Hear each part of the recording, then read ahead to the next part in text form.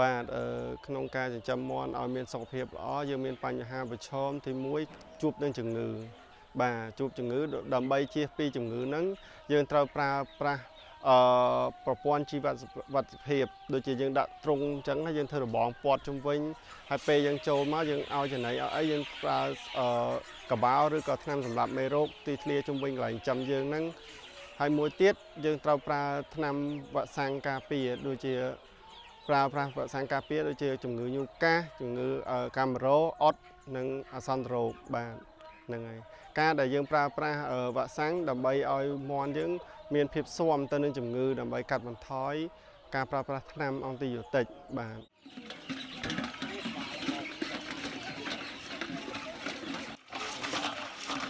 តាំងពីខ្ញុំរៀននឹងមកខ្ញុំអាចផ្លាស់ប្ដូររបៀបចិញ្ចឹមដោយសារខ្ញុំប្រើប្រាស់ប្រព័ន្ធជីវសុវត្ថិភាពអនាម័យត្រង់អនាម័យឆ្នូកទឹកឆ្នូកចំណីរៀងរាល់ថ្ងៃធ្វើឲ្យមាន់ខ្ញុំអត់កាត់បន្ថយនៃការឈឺដែរបាទ